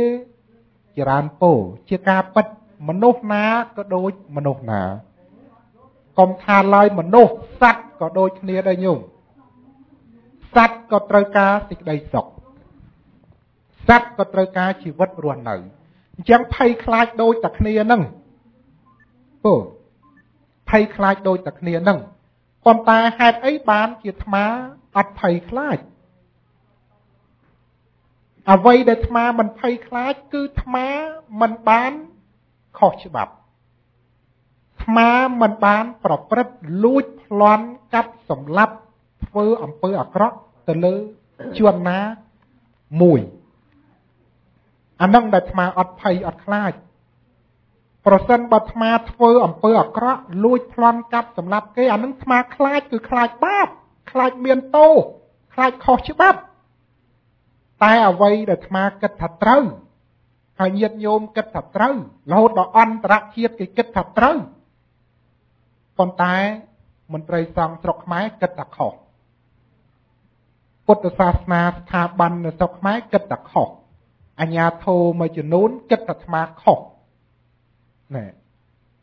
តែអាត្មាខ្លួនឯងអាត្មាគិតថាត្រូវចំពោះខ្លួនអាត្មាដែលអាត្មាមានចិត្តគិតថាអាណិតអាសូរអ្នកដែលមានទុក្ខលំបាកវេទនាហើយយើងសងំស្ងៀមសុខណាញោមបើយើងគិតពីប្រសងដែលទទួលចង្ហាន់ដូចទីគុណមានសង្ឃនៃការទទួលចង្ហាន់ពញាតញោមហើយពេលឃើញញាតញោមមានទុក្ខអាសន្នអន់ភ័យអញជាសង្ឃដេកស្រួលអញ្ចឹងសង្ឃស្រួលចាំតែពេលឆាន់អញមានចង្ហាន់ឆាន់តែអាពេលដែលគាត់អត់បាយហូបនោះយើងអត់បានគិតទេយើងគិតថាអញដឹងតែមានចង្ហាន់ឆាន់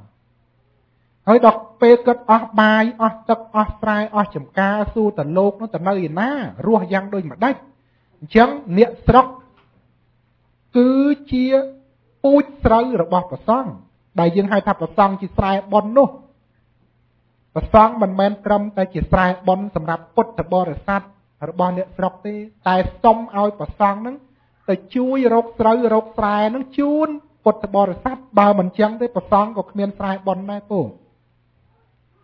កន្លែងនឹងហើយទុកលំបាកវេទនានឹងហើយដែលនាំឲ្យអាត្មានាំចិត្តជួយដែលប្រកបដោយព្រហ្មវិហារធម៌ហើយជួយនឹងអត់មែនបានទៅជួយដឹកនាំគាត់ឲ្យទៅលួចទៅប្លន់កាត់ស្លាប់ណាអត់ទេគាត់ទៅជួយដើម្បីរកយុត្តិធម៌ជួយដើម្បីឲ្យស្របទៅតាមច្បាប់ជាតិអន្តរជាតិនិងច្បាប់ពុទ្ធសាសនាតែប៉ុណ្ណឹងអញ្ចឹងញោមថាយ៉ាងម៉េចដែររឿងសន្តិសុខសុវត្ថិភាពស្រុកខ្មែរនៅមិនបានតើគូនៅឯណាជាការពិតញោមមនុស្សគឺផ្ដើមចេញអំពីសេចក្តីសុខក្នុងខ្លួនគេហៅថាណដ្ឋិសន្តិបរាំងសុខੰសេចក្តីសុខដទៃក្រៅអំពីសេចក្តីស្ងប់ក្នុងខ្លួនយើងឬក៏សុខក្នុងខ្លួនយើងគឺគ្មានទេកាលណាយើងបានសុខក្នុងខ្លួនយើងហើយចិត្តយើងបានសុខហើយខ្លួនយើងបានសុខហើយទោះជាទៅនៅអាមេរិកក៏សុខទោះទៅនៅកាណាដាក៏សុខតែបើខ្លួនយើងវាអត់មានចិត្តប្រកបដោយសេចក្តីសុខវាមានតែចិត្តប្រកបដោយទោសៈលោភៈមោហៈការខឹងក្រេវក្រោធទោះជាមកនៅប្រទេសកាណាដាក៏នៅតែរឿងដែរញោមក៏នៅតែទើសគ្នាដែរញោមក៏នៅអាមេរិកក៏ដូចគ្នាដែរនៅស្រុកខ្មែរក៏ដូចគ្នាដែរអញ្ចឹងផ្ដើមចេញអំពីចិត្តផ្ដើមចេញអំពីរឿងក្នុងខ្លួនយើងទៅវានាំឲ្យសេចក្តីសុខដែលអាត្មាគិតថាទីណាក៏មានក្តីសុខសម្រាប់អាត្មានៅក្នុងប្រទេសខ្មែរក៏ជាទីដែលនាំមកនៅសេចក្តីសុខសម្រាប់អាត្មាអត់មានវត្តនៅអាត្មាគង់ជាលັດតាមសហគមន៍តាមអង្គការផ្សេងទីណាមានទុក្ខលំបាកមានមុខអាត្មានៅទីនោះក៏អាត្មាគិតថានេះហើយជាសេចក្តីសុខរបស់អាត្មាសុខយ៉ាងម៉េចសុខពេលដែលឃើញពួកគាត់នឹងកំពុងមានទុក្ខហើយត្រូវការយើងទាំងអស់គ្នាជួយអញ្ចឹងអ្វីដែលយើងអាចជួយគាត់តាមរយៈផ្លូវចិត្តសំខាន់បំផុតញោមមនុស្សគេឲ្យមនុស្សមានទឹកចិត្តបើមនុស្សអត់ទឹកចិត្តទេមនុស្សនឹងអត់ពេញលក្ខណៈជាមនុស្សឯងញោមអញ្ចឹងការទឹកចិត្តចេះអាណិតគ្នាចេះជួយគ្នាចេះសង្គ្រោះគ្នានឹងវាធំធេងបំផុតកុំឲ្យតែអាណាងាប់អីក៏ងាប់ទៅណាអាណាកើតអីក៏កើតទៅឲ្យតែអញរស់ឲ្យតែអញសុខតែខ្លួនអញបានហើយអ្នកដទៃចង់វេទនាអញមិនដឹងដូច្នេះខ្វះឲ្យញោមខ្វះអញ្ចឹងអាត្មានៅតែវិលត្រឡប់ទៅកាន់ប្រទេសជាតិមាតុភូមិកម្ពុជាវិញកម្ពុជាវិញហេតុអីបានជាអាត្មាគិតដូច្នេះពោះពុទ្ធដែលគេចាត់ថាបុគ្គលសន្តិភាពបុគ្គលអហិង្សាតែទីបំផុតសត្រូវរបស់ពុទ្ធរាប់តាំងពីប្អូនរាប់តាំងពីឪពុកក្មេកម្ដាយក្មេករាប់តាំងពីញាតិរាប់តាំងពីមនុស្សជាច្រើនសត្រូវមួយព្រះញោមពេលព្រះអង្គនិមន្តទៅបិណ្ឌបាតពូអានិគ្រាន់វិជួលមនុស្សណាដែលប្រកែជេរឲ្យលុយវាទៅឲ្យទៅជេរព្រះកុំឲ្យព្រះនឹងទៅទីនោះទៀតព្រះដឹងតែកន្លែងនោះគេជេរហើយពុទ្ធនៅទៅទៀតញោមទៅតាអ្នកនោះនឹងលែងជេរតែហ្មងលែងជេរយ៉ាងម៉េចគឺទីបំផុតអ្នកនោះចោះចាញ់ដោយឃើញនៅទោសកំហុសរបស់ខ្លួនថាពុទ្ធមិនបានជេរមិនបានធ្វើអីនាំទុកទោសដល់ខ្លួនផងហេតុអីបានយើងទៅធ្វើទុកទោសដល់ពុទ្ធជេរពុទ្ធពេលព្រះអង្គបិណ្ឌបាតនិមន្តដើរតាមស្ពានគេទៅរុះស្ពានទៀតគេដឹងពុទ្ធឆ្លងស្ពានហ្នឹងហើយក្នុងស្ទឹងហ្នឹងគឺមានតែស្ពានមួយគេជួលមនុស្សឲ្យទៅរុះស្ពានចោលពុទ្ធនៅតែទៅទៀតអញ្ចឹងមានន័យថាពុទ្ធគឺជាអ្នកកម្ពូលមហាលោកវិទូមហាអ្នកប្រាជ្ញឬក៏អាចថាជាអ្នកមានបញ្ញា លោកប្រឈមមុខដោះស្រាយបញ្ហាបានគ្រប់សពបានគ្រប់សពអញ្ចឹងហើយបានជាអាត្មាគិតថាការប្រឈមមុខចំពោះបញ្ហាគឺយើងអាចដោះស្រាយបញ្ហាចេញតែបើយើងនាំគ្នារត់ចោលបញ្ហាអាបញ្ហានោះនៅតែជាបញ្ហាអញ្ចឹងបានការងារបើញោមគិតថាការងារត្រូវធ្វើហើយថ្ងៃហ្នឹងតែញោមអត់ធ្វើញោមតែដេកធ្វើមិនដឹងស្អែកឡើងនៅតែអត់ហើយនឹងញោមព្រោះយើងអត់បានប្រឈមមុខចំពោះការដោះស្រាយការងារនោះ1នាទី2នាទី1ម៉ោងមួយថ្ងៃសុទ្ធតែមានតម្លៃការដែលយើងបានកើតជាមនុស្សដូច្នេះនៅក្នុងប្រទេសកម្ពុជាយើងវាមានបញ្ហាមិនថ្មមានបញ្ហាទេណាញោមthấy đi cuốnបែបមានបញ្ហានេះគេអត់ឲ្យនៅវត្តđi cuốnបែបមានបញ្ហានោះគេអត់ស្វាគមន៍ទៅទីនេះទីនោះមិនមែនថ្មមានបញ្ហាទេញោមគឺដោយសារតែប្រទេសយើងវាមានបញ្ហាដល់ប្រទេសយើងវាមានបញ្ហាស្អីក៏បញ្ហាទាំងអស់នៅក្នុងប្រទេសខ្ញុំឃើញនេះនៅក្នុងប្រទេសមានបញ្ហាទាំងអស់រៀបទាំងក្នុងពុទ្ធសាសនាបញ្ហាដ៏ធំធេងគឺពុទ្ធសាសនាយើងធ្លាប់តែដើរតួនាទីជួយសង្គមជួយប្រជាពលរដ្ឋទីបំផុតវិស័យពុទ្ធសាសនាធ្លាក់ចុះដោយសារតែពុំបានបំពេញតួនាទីកាតព្វកិច្ចវិរិយសង្ឃពីសម័យដើមយ៉ាងម៉េចហើយដល់សង្ឃសម័យនេះយ៉ាងម៉េចយើងមិនមែនវាយប្រហារទៅលើព្រះសង្ឃណាញោមអត់ទេយើងមិនមែនវាយប្រហារទៅលើពុទ្ធសាសនាទៅលើសង្គមជាតិយើងអត់ទេក៏ប៉ុន្តែយើងរកដំណោះស្រាយពូអញ្ចឹងបើយើងទាំងអស់គ្នាមិនស៊ូមិននឿមមិនដោះស្រាយបញ្ហារួមគ្នាទេបញ្ហានៅតែជាបញ្ហាដូចពេលនេះណាញោមឃើញហើយបើយើងមិនចេះមកពិភាក្សាអញ្ចឹងយើងមិនដឹងយើងមិនយល់យើងមិនចេះហើយស្អីបន្តិចគ្រាន់តែលឺតាមគេញោមចាប់ផ្ដើមជេរតែហ្មងមិនទាន់បានមកឃើញស្មាផងជេរបចាស់មកបដា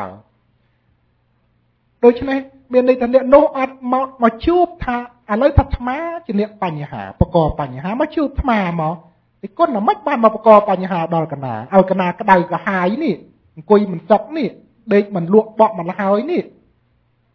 ខឹងកើតប្រយុទ្ធមិញខឹងដល់ជេរផងបចោផងនេះមកជួបមក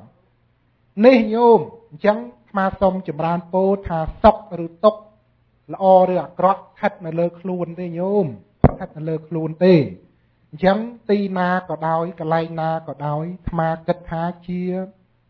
ទីសុខចម្រើនសម្រាប់ស្មាទោះជាទីនោះ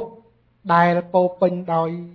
បញ្ហាក៏មិនមែនជាបញ្ហាដែលចិត្តថាស្មាជាអ្នកបង្កនិងបង្កើតបញ្ហាទេតែផ្ទុយទៅវិញស្មាបានចូលរួមដោះស្រាយនៅបញ្ហាទាំងឡាយជាមួយនឹងញាតិញោមបងប្អូនទាំងអស់គ្នាអញ្ចឹងសូមសង្ខេបប៉ុណ្ណេះសូមអរគុណបងបាទប្រតិជនលុនសវត្តលោកមានអាវ៉ាតថាគេវាយទាំងប្រសង់អីប៉ុន្តែខ្ញុំមើលក្នុងអ៊ីនធឺណិតមិនមែនធ្វើបាបតែប្រសង់ទេស្រីដោះអាវចេញឡើងអស់ដល់សល់តាអតាទូទាំងពីរណា3 4អ្នកស្រែកដោះអាវចេញអស់ហើយលីងគឺកំសត់ណាបាទកំសត់ស្រែកអត់មានអាវនៅសល់តែដោះបាទអានេះគឺថានៅស្រុកយើងខ្ញុំមើលអ៊ីនធឺណិតប៉ុន្តែអានេះខ្ញុំគាត់និយាយទៅអ្នកមើលអ៊ីនធឺណិតឃើញបាទនេះសូមអញ្ជើញលោកសំណាងបាទបងប្អូនមានសំណួរផ្សេងទៀតសូមគ្រប់អញ្ជើញមិញសុភីបាទសូមអញ្ជើញខ្ញុំប្រកាសណាសូមក្រាបថ្វាយបង្គំបដិជគុណម្ចាស់គ្រប់ព្រះអង្គជាទីគោរពនិងជាទីសក្ការៈហើយសូមជម្រាបសួរដល់បងប្អូនទាំងអស់លោកយាយលោកតាបងប្អូនមីងមាទាំងអស់ដែលបានចូលរួមស្ដាប់នៅព្រឹត្តិការណ៍ដែលបដិជគុណម្ចាស់លួនសវ៉ាតដែលព្រះអង្គមុនមកពីស្រុកខ្មែរយកមកបំភ្លឺយើងឲ្យយើងដឹងពីសុខទុក្ខរបស់បងប្អូនខ្មែរយើងដែលរស់នៅប្រទេសកម្ពុជា ដែលកំពុងទទួលរងទុក្ខវេទនាហើយបងប្អូនខ្មែរយើងដែលសល់ពីស្លាប់ឆ្នាំ1975រហូតមកហ្នឹងគឺអ្នកទាំងអស់គ្នារស់រងទុក្ខដោយអយុត្តិធម៌ជាទីបំផុតទាំងខ្ញុំទាំងបងប្អូនទាំងអស់ហើយរហូតដល់សប្តាហ៍នេះបងប្អូនខ្មែរយើងនៅតែទទួលរងទុក្ខវេទនាដោយសារតែភាពជិះជាន់ព្រៃផ្សៃយងខ្នងរបស់ពួកមកក្តាប់តូចដែលពួកមកក្តាប់តូចហ្នឹងឯងបាក់ពួកមកក្តាប់តូចហ្នឹងឯងចាពួកគេតូចទេពួកអីរាជខ្មែរទៅបានធំចាប្រជារាជខ្មែរគឺជាដុំថ្មចាពងមាន់គឺពួកមួយក្តាប់តូចពងមាន់គឺពួកមួយក្តាប់តូចនឹងឯងបាក់ពួកជ្រុលនិយមដែលឡើងមកគ្មានភាពយុត្តិធម៌ចាដែលការកាប់សម្លាប់ជិះជាន់ចេញប្រវាញ់គៀបសង្កត់រាជខ្មែរធ្វើឲ្យតែខ្មែរទទួលរងទុក្ខវេទនាធ្វើឲ្យខ្មែរអស់ទឹកអស់ដីអស់ព្រៃព្រឹក្សាគេរបស់ដូនតាយើងដែលបន្សល់ទុកឲ្យខ្មែរយើងនឹងក៏ធ្វើឲ្យរលាយចាដូច្នេះបងប្អូនខ្មែរទាំងអស់គ្នានឹងមានទួនាទីចាមានទួនាទីក្នុងនាមជាពលរដ្ឋខ្មែរខ្លួនខ្ញុំជាពលរដ្ឋខ្មែរកើតនៅលើទឹកដីកម្ពុជាខ្ញុំមានទួនាទីគឺថាទាមទាររកភាពយុត្តិធម៌សម្រាប់ខ្លួនខ្ញុំទី1ខ្ញុំមានសិទ្ធិការពារនៅសិទ្ធិសេរីភាពរបស់ខ្លួនខ្ញុំផ្ទាល់កុំឲ្យចិត្តខ្ញុំបង្កើតការកាប់សម្លាប់គេគឺខ្ញុំមានច្បាប់សម្រាប់ខ្លួនឯងគឺសិក្ខាបទ5សិល5សិលគឺជាវិន័យគឺជាសិក្ខាបទវិន័យគឺជាច្បាប់ចាសិក្ខាបទ5នេះខ្ញុំមានសិទ្ធិគោរពសិទ្ធិរបស់អ្នកដទៃមិនសម្លាប់ជីវិតគេសូម្បីតែជីវិតសត្វដេរឆានទូទៅខ្ញុំមិនសម្លាប់ចាទី2ខ្ញុំមានសិទ្ធិហាមឃាត់ចិត្តរបស់ខ្ញុំមិនអោយប្រព្រឹត្តខុសក្នុងការលួចឆក់ប្លន់ទ្រព្យអ្នកដទៃទី3ខ្ញុំមានសិទ្ធិការពារកុំឲ្យចិត្តរបស់ខ្ញុំមានគ្រួសារមិនអាចក្បត់ចិត្តប្តីប្រពន្ធរបស់ខ្ញុំបានចាខ្ញុំត្រូវការពារចិត្តរបស់ខ្ញុំហ្នឹងទី4ខ្ញុំមានសិទ្ធិការពារចិត្តរបស់ខ្ញុំកុំឲ្យទៅបោកកុហកបោកប្រាស់អ្នកដទៃដើម្បីយកទ្រព្យសម្បត្តិអ្នកដទៃចានេះខ្ញុំមានសិទ្ធិទី4ទី5ខ្ញុំមានសិទ្ធិការពារចិត្តរបស់ខ្ញុំមិនឲ្យក្រេបនៅគ្រឿងស្រវឹងទាំងឡាយគឺសុរានិងអភិនកញ្ឆាជាដើមនេះជាសិទ្ធិរបស់ខ្ញុំចាហើយនេះជាសិក្ខាបទជាវិន័យរបស់ខ្ញុំដែលខ្ញុំការពារចិត្តរបស់ខ្ញុំកុំឲ្យខ្ញុំហាមឃាត់ចិត្តរបស់ខ្ញុំកុំឲ្យខ្ញុំធ្វើអំពើអាក្រក់ទាំងឡាយចាតែខ្ញុំធ្វើអំពើអាក្រក់ទាំងឡាយនេះតែខ្ញុំប្រាជ្ញាសិក្ខាបទ5នេះគឺខ្ញុំបំពេញទៅលើសិទ្ធិអ្នកដទៃចាជីវិតសត្វដទៃដែលរស់នៅលើโลกនេះគឺមនុស្សជាតិជីវិតមនុស្សជាតិរបស់យើងនឹងគឺត្រូវការសុខសន្តិភាពចាត្រូវការសុខសន្តិភាពនៅលើโลกនេះហើយក្នុងនាមខ្ញុំជាខ្មែរជាពលរដ្ឋខ្មែរខ្ញុំត្រូវមានទួនាទីការពារនៅភាពអយុត្តិធម៌ទាំងឡាយចាដែលធ្វើបាបខ្មែរយើងដែលមនុស្សដែលគ្មានច្បាប់ដែលមិនគោរពច្បាប់ចានៅតែបំពាននៅតែសម្លាប់នៅតែលួចឆក់ប្លន់ដីខ្មែរប្រជាពលរដ្ឋខ្មែរដែលធ្វើឲ្យខ្មែរយើងរងទុក្ខវេទនារហេមហាមសពថ្ងៃហ្នឹងហើយក្នុងនាមខ្ញុំជាខ្មែរដែលខ្ញុំមានតែម្នាក់ឯងសល់ពីស្លាប់តាំងពីឆ្នាំ75មកចាគឺខ្ញុំមករស់នៅប្រទេសកាណាដាទោះបីខ្ញុំបានសុខយ៉ាងណាក៏ដោយខ្ញុំនៅតែគិតឃើញទៅដល់បងប្អូនខ្មែរយើងដែលរស់នៅប្រទេសកម្ពុជានៅតែទទួលរងទុក្ខដោយភាពអយុត្តិធម៌ជាទីបំផុតចាហើយខ្ញុំឃើញនឹងខ្ញុំនៅតែក្រោកឡើងទាមទាររកយុត្តិធម៌ហ្នឹងគឺថាមានបាតកម្មកន្លែងណាគឺឃើញមុខខ្ញុំទៅកន្លែងហ្នឹងខ្ញុំឈ្មោះសុភីចាបាតកម្មនៅតាណាអូតាវ៉ាកណាប្រហែលសារហ្នឹងខ្ញុំទៅញូវយ៉កក៏ខ្ញុំទៅនូវបរនស្វិចក៏ខ្ញុំទៅដើម្បីទាមទាររកយុត្តិធម៌ជូនបងប្អូនយើងគ្រប់គ្នាចាដូច្នេះបងប្អូនខ្មែរយើងសូមកុំខ្លាចអសោះពួកមកក្តាប់តូចនឹងគឺជាពងមាន់កុំចង់ជល់នឹងថ្មគឺរាសផ្ដុំគ្នាឡើងកាលណារាសគឺដុំថ្មចាដើម្បីទាមទាររកយុត្តិធម៌ឲ្យសង្គមជាតិខ្មែរយើងនិងរកយុត្តិធម៌សម្រាប់មនុស្សជាតិនៅលើโลกនេះចាពិភពលោកនេះគឺច្បាប់នេះឯងចាយើងត្រូវទាមទារច្បាប់រកច្បាប់នេះដើម្បីបង្ហាញច្បាប់ដោយសារពួកដែលមិនគោរពច្បាប់ចាដូច្នេះបងប្អូនខ្មែរយើងសូមកុំខ្លាចទាំងស្រីទាំងប្រុសកុំខ្លាចហើយ ពាក្យដែលថាពួកថ្មើងគេច្រើនយកពាក្យថាប្រមងចូលស្វនេះជាពាក្យបញ្ច្រាស់ចាជាពាក្យបញ្ច្រាស់ហើយជាពាក្យគម្រាមកំហែងក្នុងការនិយាយស្ដីក្នុងការនិយាយស្ដីរកការពិតនេះមានមួយចំនួនតូចហ្នឹងវាចេះតែដើរបង្កបញ្ហាធ្វើឲ្យខ្មែរយើងហ្នឹងគម្រាមកំហែងឲ្យខ្មែរយើងកុំឲ្យខ្មែរយើងងើបឡើងកុំឲ្យខ្មែរយើងផ្ដុំគ្នានេះគឺជាការគម្រាមកំហែងរបស់ខ្មាំងសត្រូវដែលវាចូលឈ្លានពានទឹកដីរបស់យើងដូច្នេះយើងទាំងអស់គ្នាខ្មែរត្រូវយល់ឲ្យច្បាស់អំពីទូនាទីរបស់ខ្លួនដែលជាខ្លួនជាកូនខ្មែរហើយសូមមេត្តាកុំភ្លេចហើយកុំបំពាក់បំពន់គ្នាឲ្យសោះត្រង់ថាខ្មែរយើងខ្ញុំបីតែខ្ញុំហ្នឹងក៏មានជាដូចតាខ្ញុំហ្នឹងក៏មកពីស្រុកចិនដែរជាតាខាងម្ដាយខ្ញុំក៏ស្រុកចិនដែរមើលមុខខ្ញុំគឺកាត់ទាំងអស់ដូច្នេះមុខខ្ញុំកណាហ្នឹងគឺកាត់ទៅយួនក៏យួនឃើញមកក៏និយាយដែរចិនឃើញមកនិយាយប្រើមកហើយហ្វីលីពីនឃើញមកក៏និយាយហ្វីលីពីនដាក់ដែរតែដល់បេះដូងខ្ញុំកណាគឺជាខ្មែរខ្ញុំកណានិយាយទៅវិញថាខ្ញុំជាសាសខ្មែរខ្ញុំមិនមែនសាសដតីខ្ញុំសាសខ្មែរហើយខ្ញុំកណានឹងគឺថាសល់ពីស្លាប់មានម្នាក់ឯងនឹងមកខ្ញុំកណានៅតែទៀមទារកយុត្តិធម៌សម្រាប់ខ្លួនឯងនិងសម្រាប់ប្រជារាស្ត្រខ្មែរដែលទទួលរងទុក្ខដោយអយុត្តិធម៌រហូតដល់ថ្ងៃនេះខ្ញុំនៅតែក្រោកចានៅតែស្រែកឲ្យតានិយាយមកគឺថាខុសច្បាប់ផ្លូវលោកផ្លូវធម៌ខ្ញុំកណាគឺថាសុទ្ធទៅវិញអត់មានទុកអ្នកឯងឲ្យបំពេញច្បាប់នៅលើលោកនេះទេខ្ញុំកណាគឺងើបឡើងគឺធ្វើអញ្ចឹងចាហើយខ្ញុំកណាសូមដាក់ចំនួននេះទៅលើគុណម្ចាស់និងបងប្អូនទាំងអស់ខ្មែរថាតើបងប្អូនទាំងអស់គ្នាទាំងប្រសង់ទាំងមសក់សុខចិត្តនៅថ្មិចភ្នែកមិនព្រមក្រោកទេដោយសារតែភាពអយុត្តិធម៌ដែលយើងរងទុក្ខវេទនាដោយភាពអយុត្តិធម៌នេះយើងនៅតែថ្មិចភ្នែកបន្តទៅទៀតឬយ៉ាងណាបើកភ្នែកដូច្នេះយើងត្រូវបើកភ្នែកយើងត្រូវក្រោកឡើងទៀមទារកយុត្តិធម៌សម្រាប់ខ្លួនយើងនិងសម្រាប់ជនជាតិខ្មែរយើងនិងសម្រាប់មនុស្សជាតិនៅលើโลกនេះចាសូមឲ្យរស់នៅគោរពច្បាប់ឲ្យភាពត្រឹមត្រូវសច្ចធម៌យុត្តិធម៌និងសិលធម៌ដូច្នេះសូមខ្មែរទាំងអស់គ្នាបងប្អូនទាំងអស់កូនក្មួយទាំងអស់គឺថាត្រូវតែយល់ឲ្យច្បាស់ចាយល់ឲ្យច្បាស់អំពីសិទ្ធិរបស់ខ្លួនចាយុត្តិធម៌សច្ចធម៌ណាចាខ្ញុំកណាក៏មិនមានពាក្យអីតទៅទៀតដែរប្រគុណម្ចាស់ហើយខ្ញុំកណាក៏សូមអញ្ជើញបងប្អូនយើងទាំងអស់មាន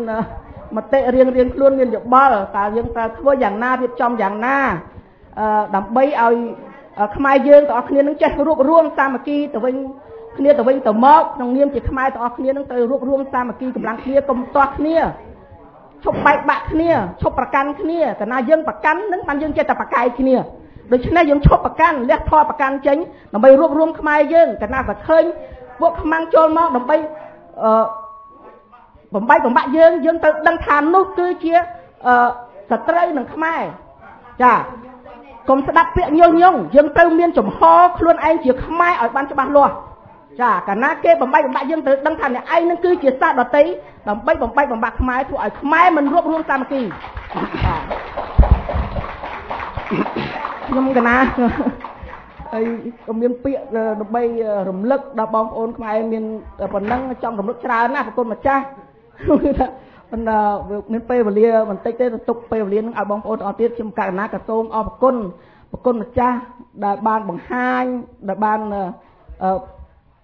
នាំយកព្រឹត្តិការណ៍នៅស្រុកខ្មែរយកមកមានព្រឹត្តិការណ៍មានសង្កេតការប្រាប់ដល់ខ្មែរយើងនៅក្នុងក្រៅប្រទេសនឹងក្នុងប្រទេសនិងក្រៅប្រទេសនេះបានដឹងអំពីសុខទុក្ខរបស់បងប្អូនយើងទាំងអស់ដែលមានការរងទុក្ខវេទនាដោយភាពអយុត្តិធម៌ជាទីបំផុតនេះខ្ញុំកណាសូមសរសើរដល់វីរភាពដ៏ក្លាហានរបស់ប្រគុណម្ចាស់ដែលជាប្រសង់ខ្មែរដែលមានតួនាទីដោះស្រាយបញ្ហាក្នុងសង្គមចូលរួមក្នុងតួនាទីជាកូនខ្មែរទាំងអស់និងប្រសង់ខ្មែរទាំងអស់ហើយខ្ញុំកណាក៏ឃើញនៅក្នុងសាសនាប្រសង់ទាំងអស់ដែរប្រគុណម្ចាស់ប្រសង់សប្តាហ៍ថ្ងៃនេះទេសនាអត់មានភាពច្បាស់លាស់អំពីសិលធម៌អំពីវិន័យរបស់ព្រះសម្មាសម្ពុទ្ធក្តីអំពីពាក្យព្រាហ្មណ៍បដៅរបស់ព្រះសម្មាសម្ពុទ្ធឃើញអត់មានច្បាស់លាស់ទេប្រគុណម្ចាស់ឃើញទេសនាសប្តាហ៍ថ្ងៃនេះមិនច្បាស់លាស់ដូចជាប្រគុណលួនសវ៉ាទេប្រជាជនលួនសវ៉ាថៃនិងព្រះអង្គសមន្ទឿនក្តីដែលគេសម្លាប់ប្រជាជនសមន្ទឿនគឺព្រះអង្គទេសនាបញ្យល់ឲ្យច្បាស់អំពីព្រះពុទ្ធសាសនាអំពីច្បាប់ពីវិន័យចាសាសនាមានវិន័យនឹក ខាងប្រទេសយើងគឺមានច្បាប់វិន័យគឺពាក្យតែមួយតាចាច្បាប់វិន័យសិលសិក្ខាបទនឹងគឺច្បាប់នឹងឯងចាសូមយល់ឲ្យច្បាស់បងប្អូនខ្មែរយើងខ្លះអត់យល់ក្នុងព្រះពុទ្ធសាសនាស្អីសាសនាពុទ្ធសាសនាវិន័យសិលស្អីហើយសិលនិយាយចង់និយាយឡើងតោះតែគ្នាឯងហ្នឹងឯងអត់យល់ព្រោះអត់ទៅរៀនអត់បានសិក្សាអំពីសិលត្រៃសិក្ខាពីសិលសិក្ខាបទនឹងឯងដូច្នេះអត់យល់អំពីសាសនាព្រះពុទ្ធសាសនាបានច្បាស់លាស់ដូច្នេះខ្មែរយើងហ្នឹងឯងបានចេះតែតោះគ្នាសប្ងៃនេះយល់អត់ច្បាស់លាស់ហើយខ្លួនឯងនឹងអត់ច្បាស់លាស់ខ្លួនឯងទៀតសូមបងស្រីសង្ខេបភាសាពេលវេលាយើងកាន់តែខើចទៅមុខសូមដូច្នេះសូមអភ័យទោសខ្ញុំកណាក៏សូមមានពាក្យត្រឹមនេះឯងសូមអរគុណដល់បងប្អូនទាំងអស់គ្នាខ្ញុំកណាសូមអរគុណដល់គុណម្ចាស់គ្រប់អង្គសូមអរគុណសូមតែដៃខ្លាំងជូនបងស្រីសុភីបាទអរគុណបាទសូមអរគុណសូមសម្ដែងការកោតសរសើរដោយស្មោះចំពោះសេចក្តីក្លាហានរបស់បងសុភីជាការពិតគឺថារាល់បាតកម្មនាគឺថាយើងតែងតែឃើញវត្តមានគាត់ចូលរួមហើយគាត់បានប្រកបប្រកាសហៅអ្នកផ្សេងទៀតឲ្យចូលរួមហើយដូច្នេះចំពោះនៅស្រុកខ្មែរយើងដែលគេថាស្រីពង្វិលចង្ក្រានជុំមិនប្រកាសទេបាទគឺថាស្ត្រីយើងឥឡូវនេះក្លាហានណាស់នៅស្រុកខ្មែរបាតកម្មខ្ញុំមើលទៅឃើញតែស្ត្រីប្រុសអត់ឃើញទេឥឡូវហើយបាទឥឡូវនេះនៅវត្តហ្នឹងអញ្ចឹងណាមកថ្ងៃនេះគឺស្ត្រីច្រើនជាងប្រុសទៀតហ្នឹងណាមកបាទដូច្នេះដើម្បីឲ្យពេលវេលាកុំឲ្យពេលវេលាយើងកន្លងផុតទៅសូមបងប្អូនមានយោបល់មានសំណួរសូមឲ្យសង្ខេបខ្លីៗហើយបងប្អូនចង់សួរទៅកាន់បដិជគុណអង្គណាក៏អាចបងប្អូនអាចចង្អុលឬក៏អាចសួរដោយផ្ទាល់ទៅកាន់ព្រះអង្គបាទអញ្ចឹងសូមអញ្ជើញមកឥឡូវមានយុវតីខ្ញុំអត់ស្គាល់ឈ្មោះទេគឺដែលគ្នាប្រហែលជាកើតនៅលើទឹកដីកាណាដាប៉ុន្តែឃើញតែមានសកម្មភាពជារៀងរហូតឲ្យតែមានបាតកម្មមានអីហ្នឹងក៏បាតកម្មឆ្នាំមុនហ្នឹងក៏ទៀតស្រែកទៀមទាខ្លាំងនៅមុខឋានទូតយួននេះគឺថាអត់ស្គាល់ឈ្មោះសុំទោសឈ្មោះវិជាយ៉ាដូច្នេះសូមទេដៃស្វាគមន៍បងប្អូនស្រីវិជាបាទសូមចាខ្ញុំគ្រាន់តែចង់សួរសំណួរមួយគឺលោកគ្រូខ្ញុំឲ្យខ្ញុំមក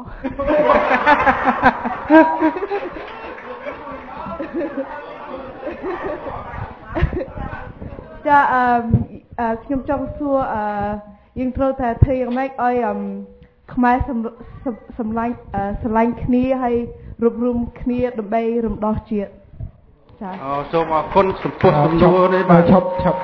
សិនមែនហ្នឹងហើយសំណួរនេះខ្លីប៉ុន្តែមានអត្ថន័យដូច្នេះសូមប្រកេនទូរនីតិដល់បដិគុណលួនសវត្តឥឡូវយើងសួរសំណួរតាក់ទងនឹងធ្វើដោយម្ដេចឲ្យខ្មែរចេះស្រឡាញ់គ្នាឥឡូវស្មាសុំសួរវិញណាសុំសួរឲ្យឆ្លើយវិញព្រោះសំណួរហ្នឹងខ្លីហើយអត្ថន័យនឹងជ្រៅអញ្ចឹងសួរថាឥឡូវបងស្រីកើតនៅលើប្រទេសកាណាដាមិនអញ្ចឹងមានន័យធម្មតាឪពុកជាខ្មែរក៏ប៉ុន្តែកើតនៅក្នុងប្រទេសកាណាដាតែទឹកចិត្តបងគឺមានឆន្ទៈមនសិការស្រឡាញ់ដល់ប្រទេសជាតិខ្មែរដែលជាពូជអម្បូរនិងពូជសាសមួយដែលម្ដាយឪពុកឬក៏សាច់ឈាមយើងទាំងអស់គ្នាដែរអញ្ចឹងស្មាសុំសួរតើក្នុងចិត្តបងអូនហ្នឹងស្រឡាញ់ខ្មែរដែរឬទេចាស្រឡាញ់ចុះបើស្រឡាញ់ខ្មែរតើយើងគួរធ្វើដូចម្ដេចដើម្បីជួយខ្មែរការពារខ្មែរប្រទេសខ្មែរនិយាយខ្លួនឯងពោលអត់ឲ្យគ្រូនិយាយទេនិយាយតាមអ្វីដែលយើងគិតអ្វីដែលយើងយល់ហើយប្រហែលជាខ្មែរនិយាយមិនសូវច្បាស់អត់អីដែរនិយាយទៅខ្ញុំជឿថាយើងត្រូវតែរៀនឲ្យខ្លាំងឲ្យមានចំណេះវិជ្ជាឲ្យតែមានសមត្ថភាពឲ្យរួបរวมខ្មែរហើយជួយគ្នាទៅជួយស្រុកខ្មែរ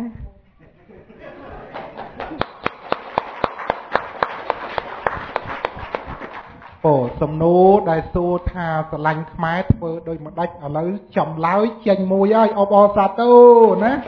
គឺបងអូនស្រីបានឆ្លើយចំច្បាស់ហើយចេញមួយហើយគឺជួយតាមរយៈការចេះដឹងការរៀនសូត្រនិងការសិក្សាការអប់រំឥឡូវក្រៅពីការរៀនសូត្រចំណេះវិជ្ជាតើយើងមានអ្វីផ្សេងទៀតដែលអាចជួយដល់ខ្មែរបាននៃខ្លះទៀតមើលរៀបរាប់ឲ្យអស់មើលកុំលាកទុកអត់មានទឹកចិត្តខ្លាញ់ចាឲ្យពេលយើងមានវិទ្យាល័យហើយ diploma យើងអាចធ្វើការមានលុយច្រើនហើយជួយ